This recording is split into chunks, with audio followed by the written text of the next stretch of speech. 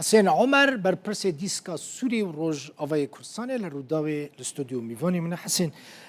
بخیراتی سپاس البخیر من راپورتا کتا آماده کربو گداری کر دست خوش سپاس شیخ مقصود و اشرفی جی باش ناست کی نه همو حلبه همو حلبه ناست کی وعفرینه دلوی داری خونده بود بله عفرینه جی باش ناست کیش برای که گرینگه تببی میوانی مبراستی سپاس اف شرط چمال شیخ مقصود و اشرفی درکت دلبخوین باوریا من اف شر و جاره جدا بو جارن بره شر در کتبو و ریحات بو نگرتن بس و جاره جدا بو الگور وکا چافدیره کی وکا روزنامه وانه کی کم شو پاندی و خلکی را آخری ما اف شر و جاره پلان کری بول سر آستا سیاسی سر آستا سربازی سر آستا مدیایی سر آستا جواکیش اوکی يعني ده همان كيلياكو شر دست بكر وكنمونا بري شر دست بكر بساعتك يعني هناكي بهتر للشامي داخل يعني هاد داينش علي وزير دربه سوريا و بشداريا وزير دربه تركيا كو هسدا ناخوازي ريكفتنا جيبكي يكسر تبايور شر دست بكر دبابا آماده بون دبابا شر يا جيران كو شيخ مقصود توباران كريا وفيديو ما بلاف كريا الميدان بو تاخا ميدان دوارا زراعة جيرة دبيجن كيمي 500 متريش الشيخ مقصود دورال هم بر شيخ مقصودا بتشكي جران أو تشك نا ده نيف ساعته ده جهانا دورو بري شيخ مقصود وأشرفية ده همان كيليه ده مديايا سوريا فرمي وحمو مديا عربي أواكو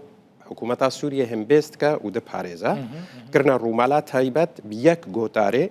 گونه خصنا شکر حسده ده تنه نرینا حکومت سوری و گوهستن نرینا حسده و تشتکو حسده گوت قط نزیکی نبون دامان کلیه دمادیت الناف حلبه و دوروبر حلبه جی بناف فزعات عشیرتان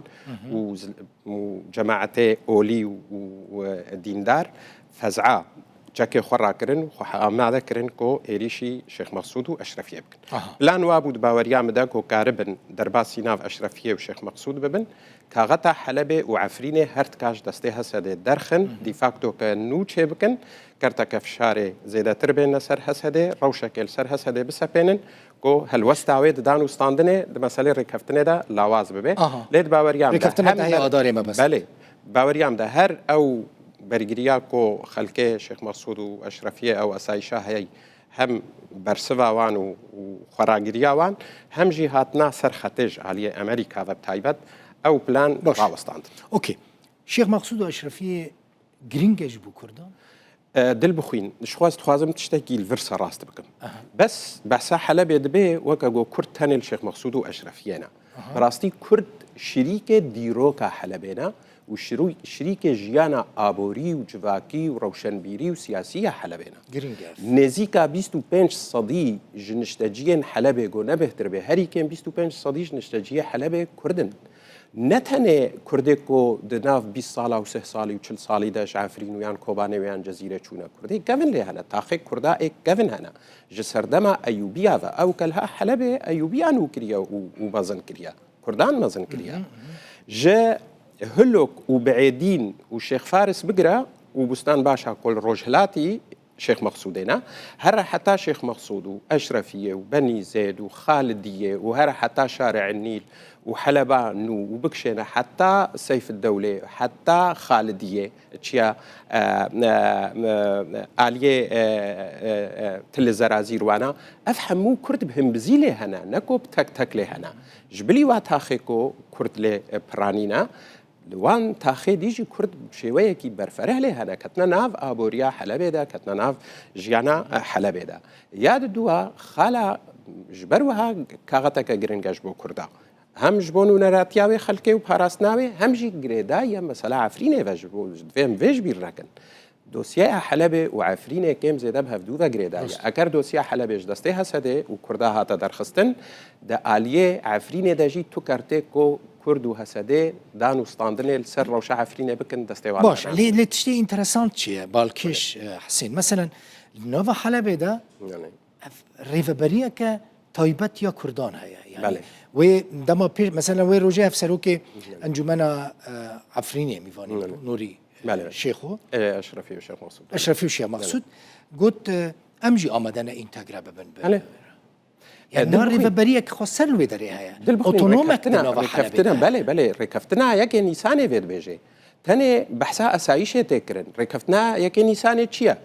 دوی اسایش و تاخاب پارێزێ الجهه خو اف خالکا دوی پرورده بریو هر وک جاری دوی دام و دزگه ریوبریا خو سر هر دو تاخا و شارداریه و ناب شوی کی نورمال کاری خوب کنو حکومتا سوری آری کاریا وبکه دوی نو نره و هر دو تاخا د اودیا آبوری و بازرگانی و پیشسازی حلب ده هبن یک جوان خالاج علی حکومتا سوره و نهات یا پیکارن بحجی نابه تنه خوازن وی دیمانی بدنا خویا کرن کو هزک لناف هذا كردان ورقلك حسين براستي من او زانيارينين دل بخوين يعني بلكي هسدا واساي شو بخوجي شو هسدا الويدرينينا تانيا هس ام تفت زانن يعني ايش خاله يكيت يعني سانه يكي نسانه دركتنا زي هسدا بيقول بيش كاميرا وبخاطر خوستن وبريكفتن دركتن يعني هذا الويد هي تاني اسايشا باراسنا وهردو تاخايا واز بخبري چار هي والحلبي ناف قرامش غيري هذا اسايش كستنا كيس فكن دستيوان يعني نا او هزا قوت بيجي جبهه كبرفره ومطرسيه كل سر حلبه درست كنيان سر جهه كدي درست كن تنج بو باراسنا او لهيا خويا لا او تخازن وي كاغتج دسته باش حسده در ورم سر كفتنا ده اوداري شما اصرار كرن كبري سرساله او ريكفتن ورا جيبجي كرن حكومه سوريا وتركيا فيكي بله دل بخوين فشارك هيا براستي يعني هم امريكا تخوازه پشتی راکرنا سزایان سر سوریا گوکه سرکفتنه کی ریوبریا ترامپ را ته هجمارتن و براستی جی وهایش بربره کی مزن امریکا دجی راکرنه تخوازن و سرکفتنه کنا اخا سوریا جی به دست بخن گاوک برو ریکفتنه نافبرا هزا حکومت سوریا و حسده ده بکرن کو سرکفتنه کدی میدانی سوریا ده به تومار کرن ترکیه افشارک گلکی مزند که و دبجه ركفتن حتى تاليا صاليه تفلود نافا ركفتن دنولو زنها زلالكم بخلكك لي تركيا قالكي في شارج دبي سرفينا دناف حكومه سوريا دا دناف او جروبيكو تفلي ارتش بون في شارك مازن هنا اصلا نرازينكو ركفتن بهسديره هاتيا امذكرن دبيجن اكر تاليا صاليه نبي دوی ام ایریش بکن دوی ام شر بکن جبوکو اف شاره هنی حمو هنکی خاف ببه و سست ببه پیوستیا حکومت سوری جی براستی و پیوستیا حسده جی هیا کوبری سر ساله تشتک وری کرن گاو کدی به آویتن سر یاری کفتن ادنا برا حسده و ارتش دا جبوکو اف تشنجا هیا جبر اف شاره هیا اف رشداندنا هیا هنکی نرم ببه و نامه یک بیش یاندن کو دیالوگ و دانستاندن و هفته کشتن اور یا قوه به آجوتن نشرا جبر امزانن اصلا امذكرنا ريكفتنا ده آداره يكش اسبابه او بو كنامه يك بشاندن قوه مجاردنا برا حسده حكومتا سوريا دا بديالوگ و دانستاندنه به نبشر به همو آلي حسده شردرناك يعني مثلا بحث سري صالد كان إلو 25 بله ما هي يعني احتمال الشر قالك دولنا باوريام ده دل بخوين وقت تشاوال شيخ مقصود هولك هاتا داعين وشر هاتا كرن دباكل هر تفري ببا يعني تو جارانتيك نينا بله تو جارانتيك نينا دل بخوين براستي ارتشا سوري ده ارتشن يعني دوی ام وی باش زانبن يعني هيئة تحرير الشام و ايكو جبري و هف بيمانه و بون و بفرا ايريش السر حلبه و حتى الشام كرن او جروبا ارتشان اجتماعي اواكو الباقر سوريا بو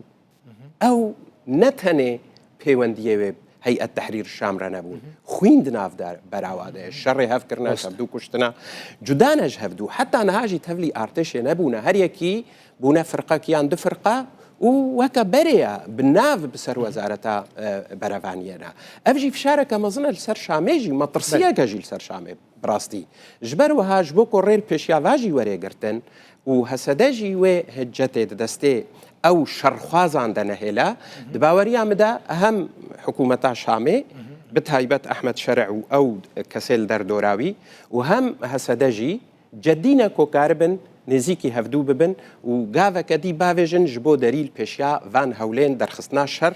بینا کرن تشتی سیر دل بخوین او شرکنگی هاتا کرن روجات پایکو حسده برسوا خال سر پیشن یاره وزیر پاراسنا سوریه دا وزیر پاراسنا سوریه پیشن یاره خوشیاندن ام وکا رودا و یکم مدیابون کو مشکره کر چگوتنا قبول کرنا کو سفر قهبن یعنی واتا قبول کرنا کو کیانیتا حسده بمنت پای وره حسده جی برسوا وان خالادا او برسف جیل گورزان یاری ما برسفا که ارینی بون سێ تشتێ سەرەکەش هەسەدەیرە دوێ ڕێککەفتنێدا گرنگن دڵ بخوین ئەگەر نەبن مەترسیە و دبە کۆ دەریێت تەهلوکێ بێ دوێ ئەڤ ڕێککەفتن زەلال بێ و نویساندی بێ بەلگەکری بێ دوێ سێوانەکە دەستوری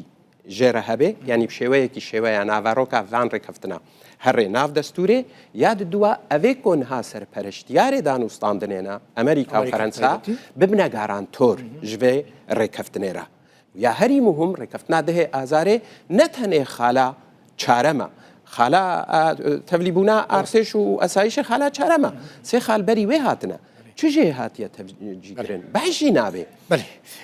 مالات آوا گلکی سپاس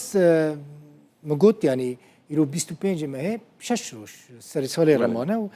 باورت کمی تشتی باش ام هیوینا کو شر در نکویم هیوینا کو دیالوگ او مظلوم عبدی گوت جی فرمانداری گشتی هسته گوت و ساله ده مزگینی دل بخوین بیاک گوت نه براستی هسته جدیت مثلا ڕێککەفتنێ دا یعنی یک ئاماژە گو کەس بەحس ناکەی مانە شۆزێک هەبوو پاریسێ و ڕێککەفتن سەر بوو سۆز هاتبوو دانین و فەرەنسیاژی وەزارەتا خارجیە فەرەنسی ڕاگهاند کو ئەم پێشوازیە هەردوو وەفتاتکن وێ هەفتوڕون